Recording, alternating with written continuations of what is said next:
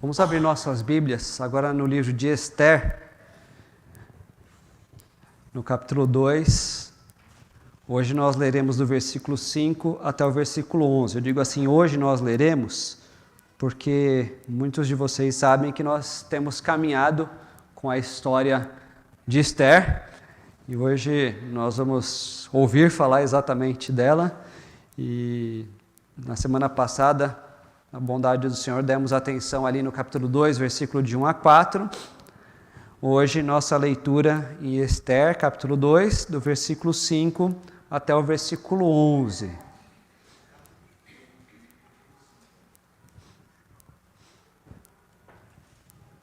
Nós temos procurado colocar aqui os versículos também. Se você estiver com a sua Bíblia, depois procure manter aberta.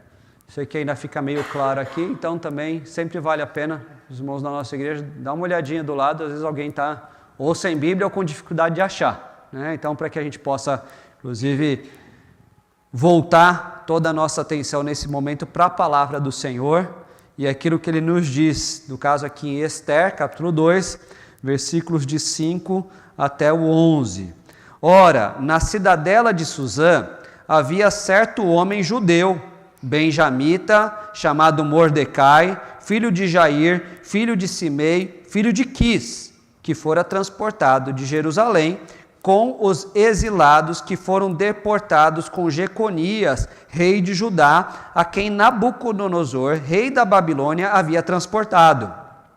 Ele criara a Hadassa, que é Esther, filha de seu tio, a qual não tinha pai nem mãe, e era jovem bela, de boa aparência e formosura. Tendo-lhe morrido o pai e a mãe, Mordecai a tomara por filha. Em se divulgando, pois, o mandado do rei e a sua lei, ao serem ajuntados muitas moças na cidadela de Suzã, sob as vistas de Hegai, levaram também Esther à casa do rei, sob os cuidados de Hegai, guarda das mulheres. A moça lhe pareceu formosa e alcançou o favor perante ele, pelo que se apressou em dar-lhe os ungüentos e os devidos alimentos, como também 7 jovens escolhidas da casa do rei. E a fez passar com as suas jovens para os melhores aposentos da casa das mulheres. Esther não havia declarado o seu povo, nem a sua linhagem, pois Mordecai lhe ordenara que o não declarasse. Passeava Mordecai todos os dias diante do átrio da casa das mulheres, para se informar de como passava Esther e do que lhe sucederia. Tem a nossa leitura nesse momento. Se você puder, por gentileza, mantenha a sua Bíblia aberta.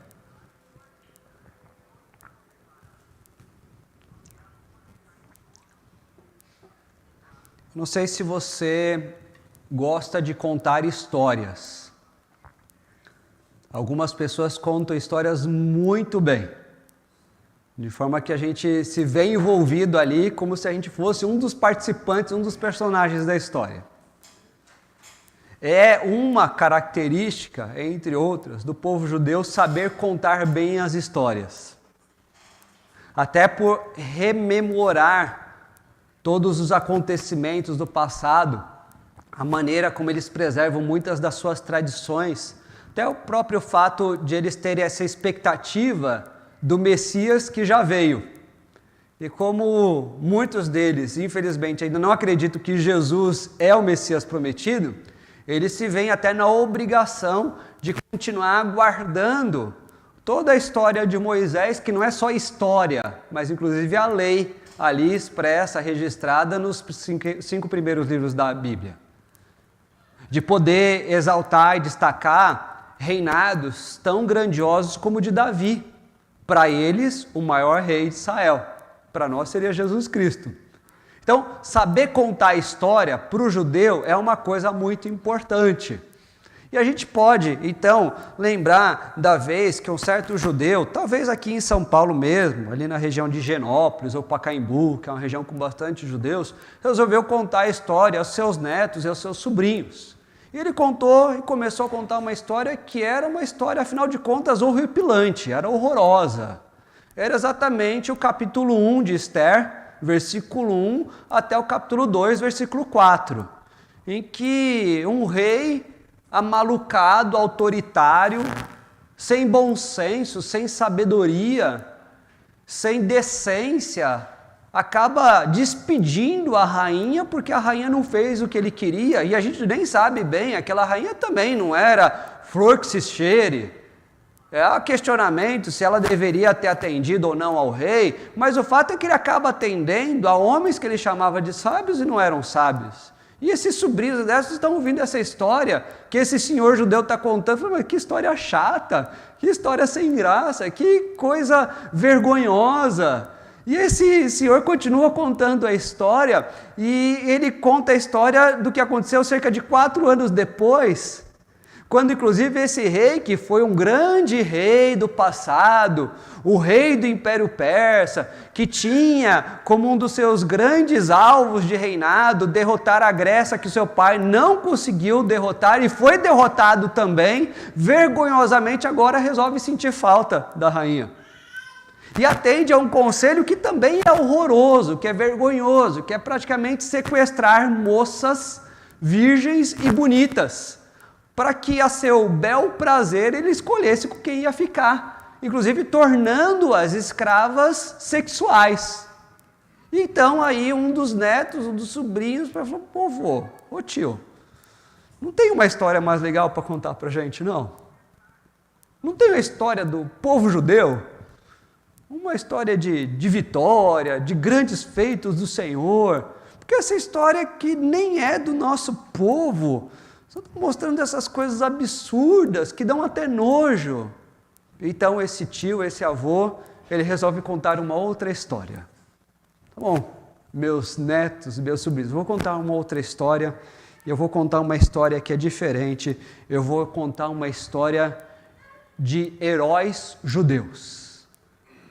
E aí os meninos já ficam ali agitados. Será que vai ser a história de Noé numa arca? Vai ser Moisés abrindo o Mar Vermelho? Vai ser Elias sendo alimentado pelos corvos, ou fazendo milagres, ou o próprio Eliseu com a porção dobrada? Será que vai ser a história do grande reinado, aí sim, de Davi? Ou até o eco das profecias de gente como Isaías ou Jeremias? Quais seriam os grandes heróis?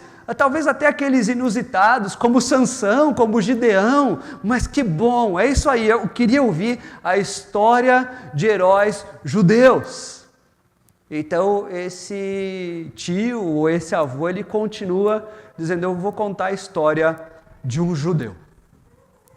E a história desse judeu é a história de um judeu que é da tribo de Benjamim.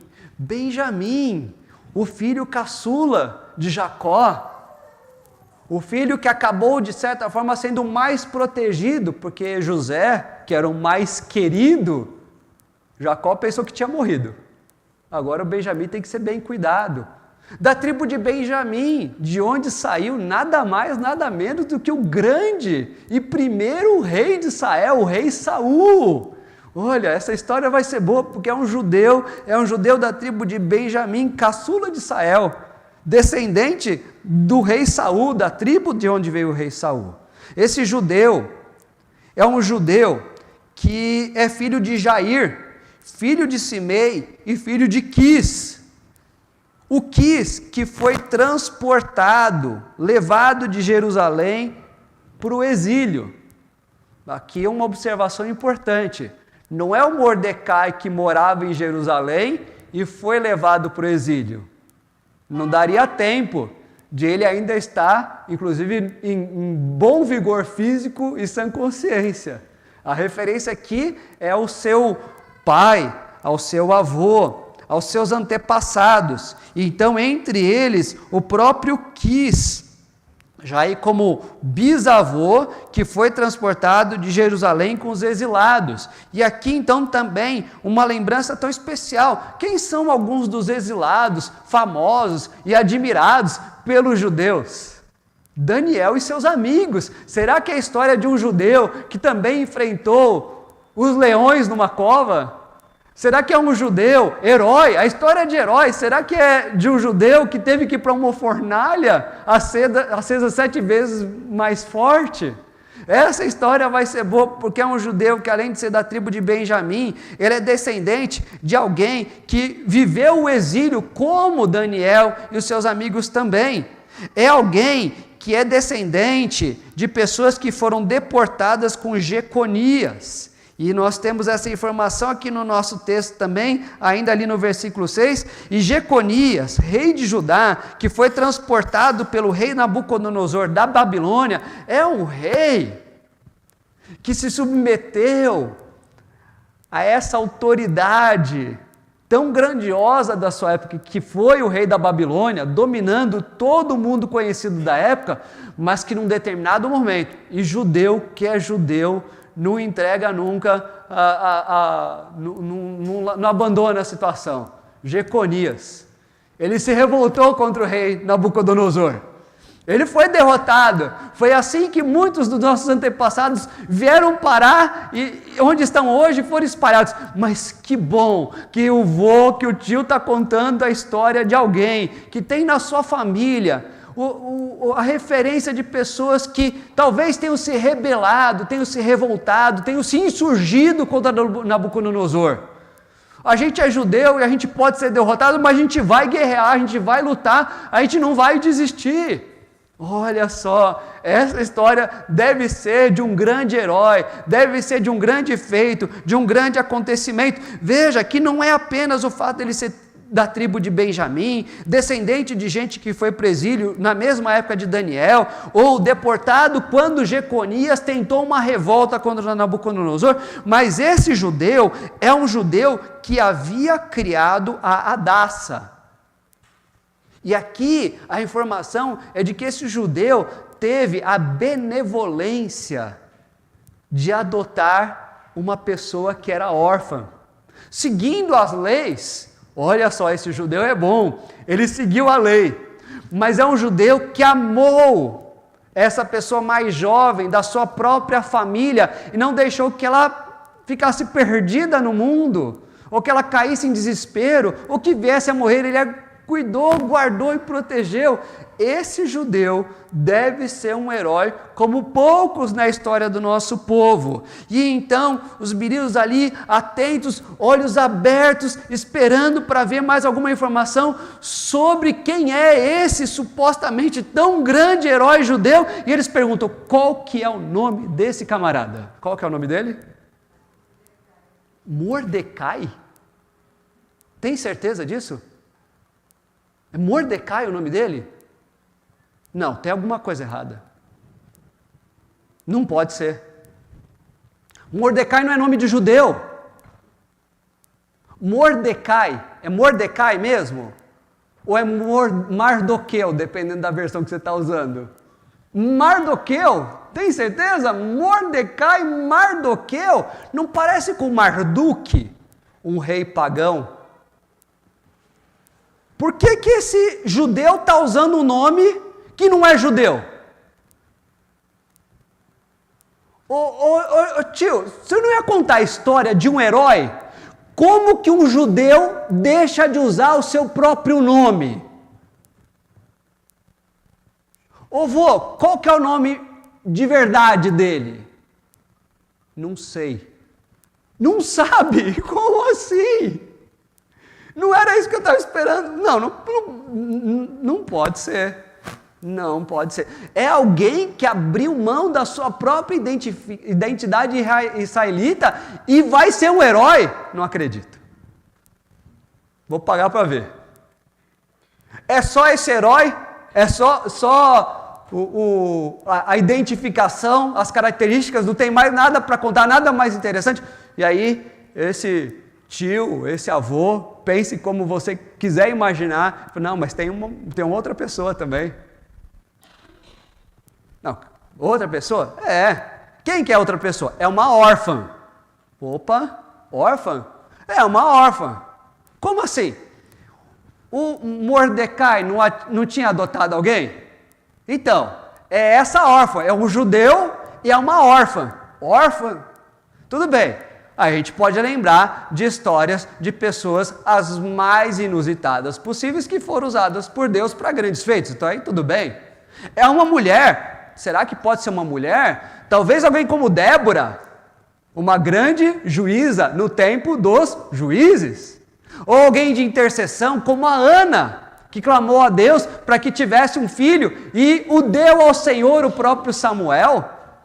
Talvez outras mulheres que tentaram inclusive salvar seus filhos, como Moisés foi salvo no tempo que o faraó tentou matar os próprios judeus. Qual que é o nome? Vamos começar pelo nome agora, tá, vô? Me diz o nome, vamos saber se o nome é judeu, é um nome judaico. O nome dessa órfã é Radassa. Opa, começamos bem. Há esperança para essa história então. Radassa, uma flor no deserto. E de verdade, se você fizer essa pesquisa como Hadassa ou Radassa, você vai ver que significa uma murta e dá até para identificar a flor, que é uma flor bonita, que sobrevive no deserto. Olha que nome bonito. Ou como algumas pessoas gostam de falar, né? A mãezinha está grávida, já escolheu o nome, compartilha o nome, falou que nome forte. Ela tinha um nome forte, Radassa. Tá, conta mais. Então, parece que vai sair alguma coisa boa dessa história. Então, a Radassa, na verdade, ela é conhecida como Esther. Esther, é igual o nome do livro, inclusive, Esther. Esther de estrela. Esther de estrela. Estrela. Por causa do paganismo que adorava, inclusive, a outros deuses. Então, começou bem, vô, mas agora começou a piorar. Tem mais alguma coisa? Olha, a Radassa, que é bem conhecida como Esther, ela é jovem, ela é bonita, ela é formosa. Não pode ser. Desgraça pouca é bobagem. O Senhor está contando uma história para a gente de uma moça que é judia, que é órfã e que é bonita. Não pode ser. E por que os meninos assustam nessa hora? Porque a gente já viu ali no começo do capítulo 2, qual que foi a ideia mirabolante que deram para o rei. Qual que era a ideia? Se é jovem, se é virgem e se é bonita, seja capturada. Então é uma órfã que tem o nome judaico, mas que parece que já foi trocando por um nome mais do Império Persa, e que, de quebra, é jovem, bonita e formosa. Ou seja, ela tem tudo para se estragar na vida agora. Porque ou ela não tem valores dignos, e o que ela mais quer é ficar ali no harém do rei Assuero, ou ela preserva alguma dignidade que ninguém vai dar valor. Ela vai virar uma escrava sexual, e ainda sendo do povo judeu. Não podia ser uma heroína mais velha, não virgem e mais feia? Como é que alguém que está sendo atropelada por uma ignorância tão maldosa do império vai trazer alguma vitória para o seu próprio povo? Aliás, a gente sabe, muitas vezes até por experiência própria, não é mais fácil a gente se envaidecer com qualquer beleza que a gente encontre em nós mesmos? A Esther tem tudo para se desencaminhar. Agora, além disso, como o texto inclusive vai mostrar para a gente, ela não é alguém que é apenas jovem, bela e formosa, mas o texto diz que ela foi levada junto para o lugar onde estavam as outras moças, debaixo dos cuidados de Hegai, e ali ela pareceu formosa para Hegai e para as outras pessoas. Que tem gente que é bonito e ninguém percebeu. Mas a Esther, ou a Radassa, era bonita e as pessoas perceberam. Talvez algumas das outras moças que estivessem juntas ali, alguém olhou assim: quem foi que trouxe essa moça aqui? Ela nem é tão jovem. Será que ela é virgem mesmo? Bonita eu não achei. Mas no caso da Radassa, não tinha dúvida. Todo mundo achou ela bonita. E há aqui uma situação que é passiva. A Esther não fez nada. Ela só estava ali. Mas também o texto vai mostrar que, além de ela parecer formosa, ela alcançou favor. E aqui o alcançou favor não é só alguma situação passiva de quem não faz nada, mas é de alguém que age inteligentemente para ganhar algum destaque. Ela fez uso e soube fazer uso não só da sua beleza, mas talvez do seu olhar, do seu sorriso, da sua simpatia, da sua postura. Nós imaginamos como essa moça? Recatada, sábia, com bom senso, qualidades que vão além das características físicas e que vão além de um olhar, de um penteado, de um tipo de roupa. Alguém que trabalhou para que de fato tivesse o favor, não só dos empregados do rei, mas que pudesse sim ser a escolhida do rei Assuero. Hora da gente assustar. Porque você que está aqui é mulher.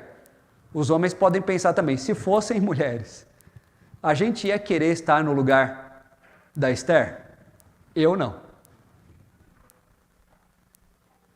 Como a primeira parte do capítulo 2 mostra, não era algo agradável, não era algo elogiável, não era algo que traria, então, tantas liberdades e tantas conquistas. Inclusive, essa nova rainha, no lugar da Vasti, tinha que ter uma característica que a Vasti não teve.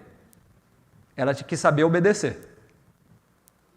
Então, não adianta pensar assim, não, mas a Radassa, ela está ali, e ela vai fazer diferença, e ela vai revolucionar o reino. Não! Se há uma coisa que cada mulher que está ali deve saber muito bem, é que se ela for escolhida, ela vai ter que obedecer ao rei, como Vasti não obedeceu. E então, a Radassa não é a única, mas é uma das mulheres que está trabalhando para conquistar exatamente esse posto. Que heroína é essa? O nome dela começou bonito, mas veja, está tudo depondo contra, ela nem usa o nome dela. Ela usa o nome da estrela. E ela usou da sua juventude, da sua virgindade, da sua beleza, para disputar entre os primeiros lugares o favor do próprio rei. Como é que alguém vai fazer diferença? Ô vô, o senhor não ia contar uma história de heróis? O Mordecai, para mim, já caiu na minha nota. A Esther começou bem, mas até eu já estou chamando ela de Esther, não consigo mais chamar de Radassa. E aí, além disso, se o senhor vai contar a história de alguém que vai fazer diferença no povo judeu, eu queria que o senhor já chegasse logo no ponto em que ela vai dizer quem ela é e qual é a missão dela e fazer tudo acontecer de forma extremamente revolucionária e vitoriosa. Ô vô, o senhor já contou a história para a gente de pessoas usadas pelo Senhor Deus para mudar tudo. Tem história até daquele profeta teimoso, mas mesmo teimoso e mesmo sendo engolido por um peixe, ele foi lá em Nínive e todo mundo se converteu. Agora, quando é que então a Esther vai mostrar quem ela é e quem é o Deus dela? Meus sobrinhos e meus netos, ela não contou para ninguém que ela era do povo judeu. O senhor está de brincadeira.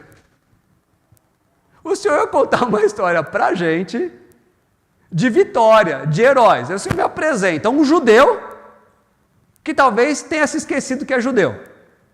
E uma órfã que ninguém pode saber que ela é do povo judeu? Calma, vocês não enxergaram a história por inteiro ainda. Vocês não entenderam o que está acontecendo. Olha de novo, ouça de novo, lembra de novo de cada um desses detalhes. E então, com mais atenção, com mais paciência, e mesmo com confiança diante do Senhor, esses meninos, sobrinhos, netos, e também eu, você e cada um de nós que está aqui, começa a enxergar uma coisa que no primeiro momento não deu para enxergar. No primeiro momento a gente olhou para um judeu que parece que perdeu suas características. Depois a gente olhou para uma órfã, que tinha tudo para dar certo, mas aparentemente ela está sendo só acomodada por aquele mundo pervertido e também nojento. Mas agora a gente olha e enxerga que há algumas outras coisas acontecendo. O Senhor Deus está presente nessa história. Como assim Ele está presente nessa história? Veja só. O Mordecai não adotou a Hadassa? Isso foi providência de Deus. Deus providenciou que a Hadassa fosse adotada, fosse cuidada, fosse protegida, fosse orientada. Quantas outras pessoas vocês já viram por aí afora que talvez até tivessem grande potencial, grandes habilidades, muitos recursos, muito talento, mas estragaram tudo por falta de alguém que cuidasse dessas pessoas? Com a Hadassa não foi assim. Deus providenciou que Mordecai também fosse preservado com vida, que eles não estivessem distantes uns dos outros e que então ele a adotasse e que ela tivesse inclusive esse carinho, essa consideração e essa submissão. Isso é obra do Senhor Deus, muito maior do que qualquer herói. Veja que o Senhor Deus também providenciou que essa moça tivesse na beleza da sua juventude, essa aparência bela e também grande formosura. Não briga com Deus. Deus, o Senhor fez a Esther bonita e me fez feio. Não é isso que a gente está falando agora. Vale dizer, a beleza está no nosso interior. Né? Ou lembrando aqui o encontro dos jovens, acho que de uns 2 meses atrás, que foi o Marcos Tocha, né? Ele estava falando que Deus é misericordioso com os feios, né? Porque ele conseguiu se casar. E quem sou eu para discutir com ele? Né? Porque eu tenho que pensar na minha própria feiura, então eu também tenho que agradecer a Deus. Mas veja que no caso da Esther, ela era bonita. E se ela não fosse? Ela era formosa, não só no sentido das pessoas olharem para ela e se admirarem dela, mas na postura, com cada momento e situação. Há algo inteligente, há algo que é até de dependência no Senhor, para tirar proveito dos mais diversos momentos difíceis da vida. Lembra de alguém ou de outras pessoas que também passaram por situações tenebrosas, mas tiraram água da pedra? O José do Egito. Jovem capaz, inteligente, temente a Deus, o que vinha na mão dele prosperava e era bonito. E Deus usou tudo aquilo de forma que ele passou por grandes tribulações e a glória do Senhor foi manifestada. Quer lembrar de mais gente? Já falei aqui do próprio Daniel. Também jovem, também bonito, também inteligente e também escravo. Olha só que semelhança. José, um escravo, Daniel, um escravo, e agora Hadassa, uma escrava, também jovem, também bela, também formosa e inteligente. De onde que veio isso? Será que foi à toa? A culpa é das estrelas? Ou Deus providenciou que Hadassa fosse do jeito que ela foi? De forma que isso tudo colaborasse para os propósitos do Senhor. Como é que nós lemos? Lá em Romanos 8, 28. daqueles que foram chamados segundo o seu propósito. Então, é essa a providência de Deus com relação a Hadassah. É só isso? Não, vamos enxergar melhor a história. Por que que o Hegai gostou mais da Hadassah do que dos outros? Aliás, se fosse para atender alguns critérios do rei, porque ele é maluco, né? Mas a gente conhece o rei, vamos poupar um pouco de desgaste? Vamos lá. Ele quer jovem, virgem e bonita. Mas vamos procurar o currículo dessas moças? Vamos lá na delegacia ver a ficha corrida delas? Vamos ver de onde que elas vieram? Se for do povo judeu, esse povo que só atrapalha todo mundo, já descarta. Se puder, até já mata. Já faz alguma coisa. Mas esse critério não foi levado em conta. De forma que o Hegai, inclusive, poderia gostar e ter preferência por qualquer uma daquelas mulheres. Olha, rei, na minha opinião, se o senhor quiser, eu escolheria essa. Quem que ele preferiu? E qual é o motivo racional, concreto, que a gente pode alegar para ele ter gostado mais dela do que das outras? A gente não sabe. O que a gente sabe? Deus providenciou que existisse um Hegai ali na corte do rei, e que esse Hegai, sendo do jeito que era e tendo a posição que tivesse preferência por ninguém mais do que Esther. E se você examinar o próprio versículo 9, isso é um versículo que mostra detalhes dessa preferência, de vantagens que Hegai proporcionou para Hadassah. Veja só. Você estava achando que a história do herói era de um judeu? Você achava que a história de herói era de uma órfã, ou dos dois juntos? Está vendo agora a providência do Senhor, tanto providenciando um pai adotivo para Hadassah, a beleza para ela, a preferência de Hegai por ela.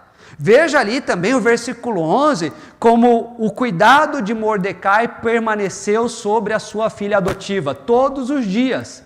Ele passeava por aquele lugar, procurando ver se ela estava bem. Quantas pessoas tiveram essa oportunidade? E das que tiveram essa oportunidade, quantas aproveitaram? Sabe, saída de escola de criança, né? Às vezes tem ali aquela criança que o pai, a mãe, o tio, a avó chega ali, a criança sai correndo, pula de alegria. E outros, eles têm que sair sozinhos porque o pai está preocupado com o trabalho. Não digo o caso daquele pai que não pode, aquela mãe que não pode, mas é aquele que pode e não vai. Eu sempre lembro, Giovânia passou por uma situação uma vez, trabalhando numa escolinha, que era um feriado, era dia de folga da mãe, alguma coisa assim, coisa de gente chique, né? E ela foi na escola perguntar se naquele dia, que era o dia de folga dela, ela não podia deixar a criança na escola, porque ela tinha que ter o dia de folga dela. Mas essa mãe dessa criança, louvado seja Deus, não era a mãe adotiva, não era o pai de Hadassah, o Mordecai não era assim. Ele teve a oportunidade e ele aproveitou. Ele continuou desfrutando da providência de Deus. Deus providenciou para que ele estivesse ali, próximo de Hadassah, cuidando dela. Isso não é à toa, isso não é sorte, isso não aconteceu com todo mundo.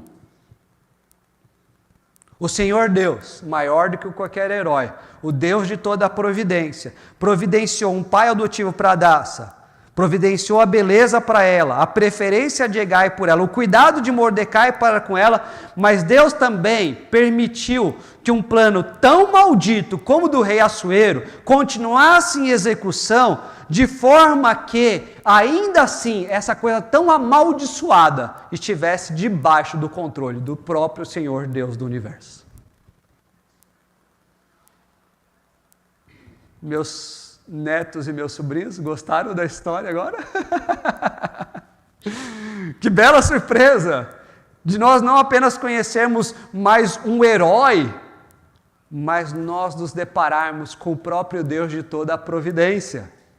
Estava pensando sobre isso, e a região, o bairro que a gente está, inclusive, é muito sugestivo com relação a isso, né?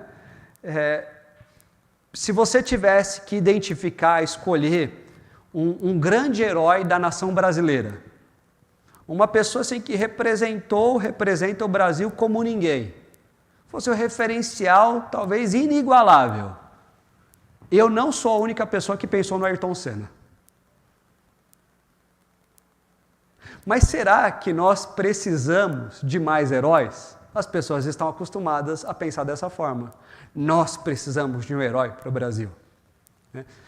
Jargão de campanha política, inclusive, né? Ou, na igreja brasileira, nós precisamos de líderes que tragam o avivamento e o mover do Espírito Santo. É isso que a gente precisa? Ou, olha que mensagem bonita, a gente poderia combinar aqui um com o outro. Nós temos aqui a história de um grande homem e uma grande mulher que foram usados por Deus, e você pode ser hoje esse grande homem, essa grande mulher. Mas o que nós temos são duas pessoas vergonhosas, fracas, frágeis. Eu não quero ser igual a elas. Eu não acho que eu preciso de gente assim, mas o que eu preciso e o que eu tenho é a providência de um Deus perfeito. Louvado seja Deus por isso.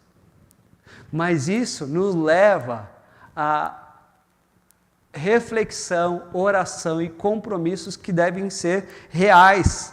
Não pode ser só uma história bonita, ou um ânimo para a gente continuar os nossos dias acreditando que Deus está providenciando tudo o que a gente precisa para a honra e glória do Senhor. Uma situação como essa, e volto a dizer, como eu comentei aqui na semana passada, uma situação real, isso aconteceu de verdade. Deve nos fazer reconhecer, deve nos levar a algumas perguntas, inclusive. Eles eram escravos. Você precisa de libertação?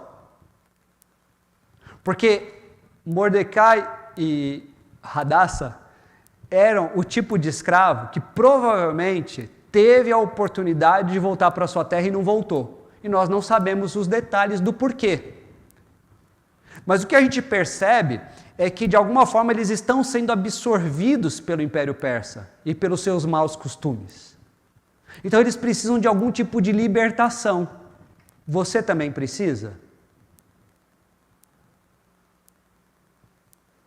Veja que a libertação que nós mais precisamos é a libertação do nosso pecado, da própria morte. E Jesus Cristo é o único que pode nos livrar disso. Os irmãos que são aqui da igreja sabem que eu tenho batido nessa tecla e Deus permitindo, eu vou continuar fazendo isso. Se possível, e todas as vezes que eu pregar, eu vou perguntar se você precisa de salvação. E se você precisa de salvação nessa noite, saiba que a única libertação está em Jesus Cristo. Você não precisa de um rei melhor que o Assuero. Você não precisa de uma pessoa mais ousada, que consegue afirmar a sua própria identidade, diferentemente de Mordecai. Você não precisa de alguém tão excelente e belo como Esther. Você precisa de Jesus Cristo, o único e verdadeiro Salvador, que te dá de graça uma nova vida de paz e perdão. Creia nisso e busque essa libertação que Ele quer dar para você. Mas também considere, mesmo você já sendo um cristão convertido, e graças a Deus por isso, que às vezes você e eu precisamos de libertação em outras áreas da nossa vida. Avalie sua fé em termos de salvação diante de Jesus Cristo, mas avalie também se você está sendo aprisionado por situações que não agradam a Deus e que te prejudicam. Será que nós estamos dando muito valor, estamos gastando muito tempo, muita preocupação, muito dinheiro com coisas que não são boas para a gente? Esse é um exame sério que a gente deve fazer e deve fazer continuamente. Qual que é uma das tentações que muitas vezes nós temos tido sem perceber? É a tentação do conforto, do luxo, do bem-estar, da vida tranquila. Você pode ter uma boa moradia, você pode ter um bom emprego, você pode ter um bom horário de trabalho, um bom salário, dê graças a Deus por isso, mas nunca ache que isso é mais importante do que viver de acordo com a vontade do Senhor. Você precisa de libertação. Além disso, essa situação real que aconteceu tantos anos atrás, nos ajudam a avaliar a nossa vida no sentido dessa acomodação mesmo. Nós estamos acomodados ao sistema. O que o sistema mundano tem valorizado? A riqueza, a saúde, qualquer tipo de liberdade, Diga-se de passagem, por exemplo, a liberdade sexual, até do tipo de opção sexual, da coleção de diplomas e certificados e graduações. Você já percebeu? E faça essa avaliação também, até para que a gente possa orar pela própria igreja. Que às vezes, como igreja, a gente acaba agindo como se a gente tivesse que ser mais atraente do que o mundo. Será que é esse o nosso propósito?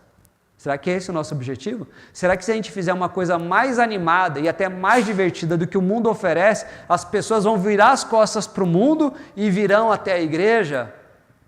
Será que é isso? Será que não é necessário transformação real de vida naquelas pessoas e, como nós cantamos, a começar em mim? Quando a gente compara talvez até a nossa igreja com outras igrejas, será que a gente não está só acomodado a esse sistema de competição? Qual é a igreja melhor? Qual a igreja é a maior? Qual a igreja é a mais legal? Veja que se nós não sondarmos no nosso coração, suplicando a Deus que por meio do seu Santo Espírito nos ajude a fazer essa sondagem, nós correremos o risco de estarmos acomodados a um sistema que é mundano e que não agrada ao Senhor.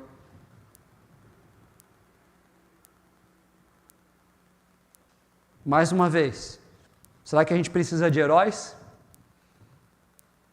Ou nós precisamos aprender a depender de Jesus Cristo? Porque aqui nós não temos dois heróis. E esse trecho do livro aponta talvez até coisas que depreciem a eles.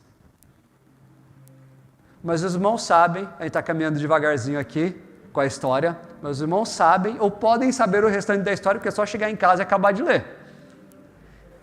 Eles serão usados por Deus e agirão em grande dependência do Senhor. Isso não é um ensinamento para mim e para você?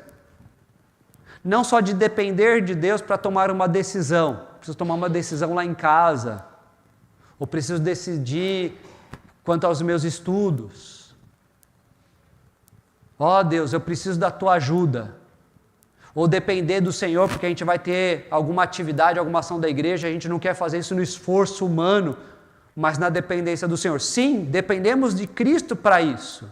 Mas veja que aqui a dependência é em torno dos alvos de Deus, dos propósitos de Deus.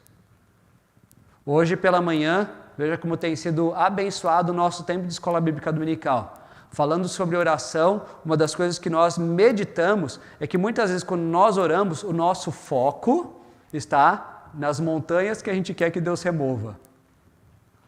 Em vez do nosso foco estar em Deus. O nosso foco deve estar em Deus. Por isso que muitas vezes a gente ouve uma história como essa e fica um pouco perdido, um pouco desbaratinado, porque a gente fica procurando o herói, a vitória, a conquista. Inclusive, um dos incômodos que esse livro traz ao longo da história da igreja é que ele não faz nenhuma referência direta ao próprio Senhor Deus. Mas quando nós aprendemos a viver em dependência diante do Senhor, dependendo dele dia a dia, então as coisas mudam.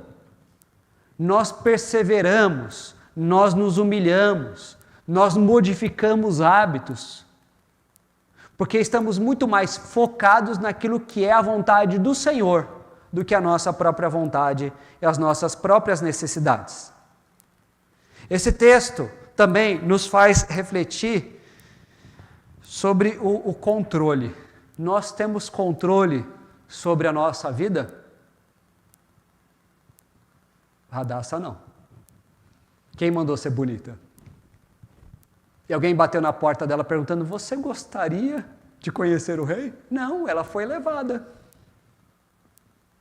Aliás, o rei Assuero tinha controle? Parece que sim, mas na verdade, não. Nós não temos controle da nossa própria vida, o que nos leva a reconhecer a nossa necessidade de confiança. Deus, eu não cuido nem do meu próximo passo. A gente fala assim às vezes, né? A gente não sabe nem o que vai acontecer amanhã com a gente. Você sabe o que vai acontecer ainda hoje? Você sabe o que vai acontecer daqui a 5 minutos com você? Você sabe o que vai acontecer no próximo minuto com você? Eu sei que você imagina o que vai acontecer nos próximos 30 segundos, mas vai acontecer exatamente o que você imaginou nesses que agora já são esses 30 segundos? Nós não sabemos. Nós precisamos aprender a confiar mais e mais e mais e mais e mais e mais e mais no Senhor. E uma das coisas que Deus está nos ensinando por meio da sua santa palavra em torno desse acontecimento é que é necessário nós crescermos em confiança diante do Senhor. Nós precisamos de conversão, nós precisamos ser avivados contra a acomodação do velho sistema mundano, nós precisamos de confiança. Mas nós também precisamos enxergar o que Deus está fazendo agora. Porque aqui, por bênção tão grandiosa do Senhor, a gente começou a enxergar o que Deus está fazendo, como é que Ele está movendo a história. Mas a gente começa a história e vai até lá no capítulo 10 e termina a história. Está fácil para a gente. Mas e agora? Com a nossa vida, com a nossa família, com a nossa igreja, com a nossa cidade, com o nosso país. O que Deus está fazendo agora, você consegue enxergar? Eis aí a nossa missão, enxergar o que Deus está fazendo e agir na mesma direção. Usei aqui o exemplo do Jonas. O que Deus estava fazendo? Preparando quebrantamento para Nínive. O que o Jonas entendeu? Que ele podia ser teimoso e ainda ia se dar bem. Mas os propósitos do Senhor continuaram os mesmos. E afinal de contas, Jonas teve que parar lá em Nínive, mesmo reclamando. E reclamando antes, durante e depois. Então veja que, na medida em que nós enxergamos o agir de Deus e nos comprometemos com a missão que Ele colocou na nossa vida, a gente vai na mesma direção. E isso é bênção sem medida. Qual que é a sua missão? Qual que é o seu dever? A gente pode dizer, olha, então tem os missionários pelo mundo afora, ou o pastor, os presbíteros, a igreja cidadã, não, mas e você? Você? Onde você está? O que está acontecendo com você? Aquilo pelo que você está passando? Você consegue enxergar o que Deus está fazendo? Não é só se Ele te livrou, não é só se Ele trouxe alívio, não é só se Ele atendeu a sua oração de necessidade, e que bom que Ele fez isso, mas qual que é o plano de Deus, qual que é o agir dEle, qual que é a sua missão e também a nossa. Vamos orar por isso? Vamos orar por libertação, por conversão, por avivamento, por dependência. Vamos orar por uma confiança cada vez maior no Senhor. Vamos orar para enxergarmos o agir de Deus, para que nós também tenhamos um agir na mesma direção. Vamos clamar a Deus por isso, nesse momento, e não só nesse momento, mas dia a dia no nosso viver. Mais uma vez, nossa oportunidade de falarmos pessoalmente ao Senhor, com aquilo que Ele providenciou para o seu povo nessa noite do domingo. Vamos orar ao Senhor.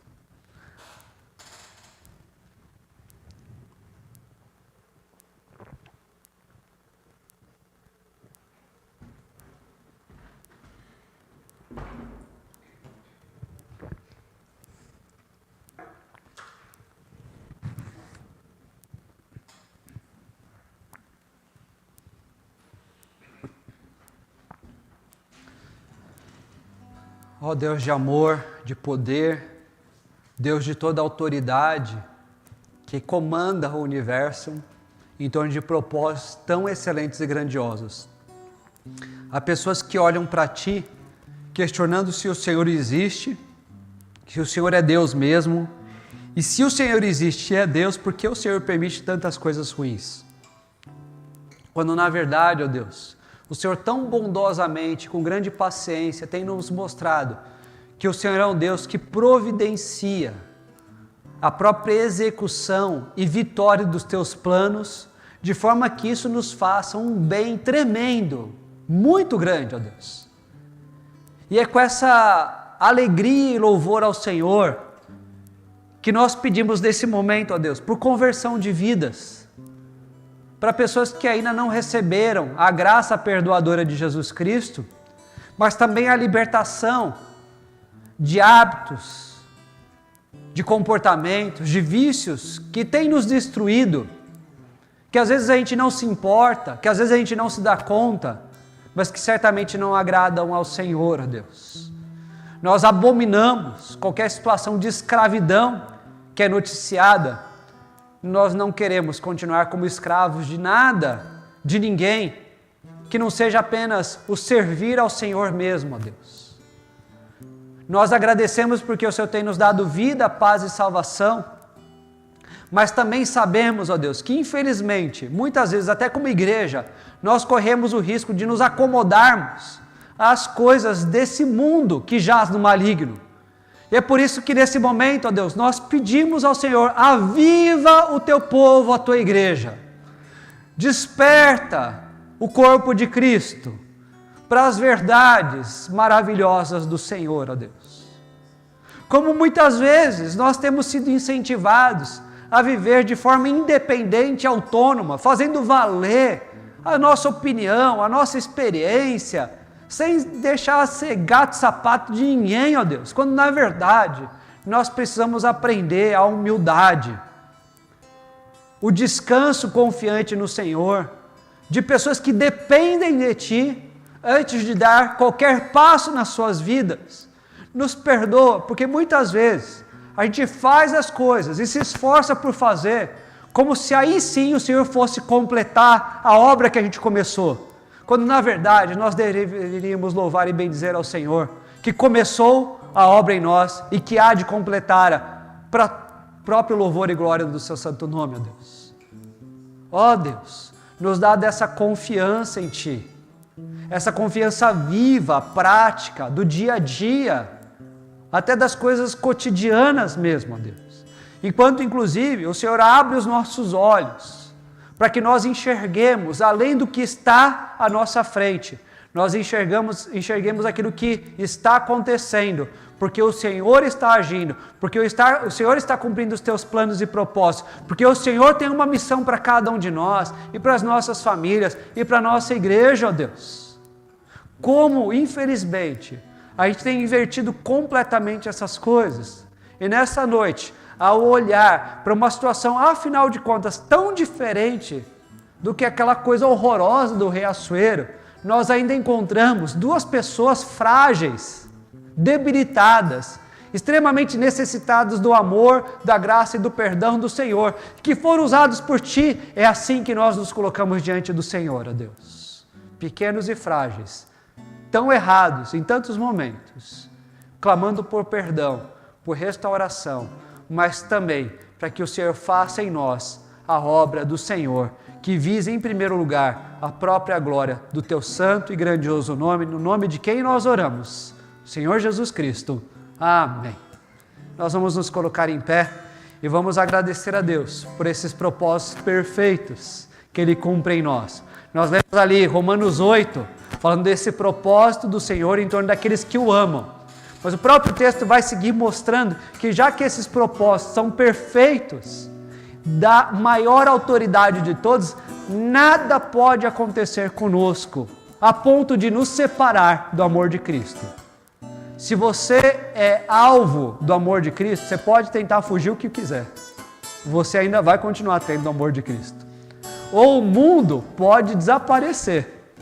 Podem tentar nos derrubar das mais variadas formas.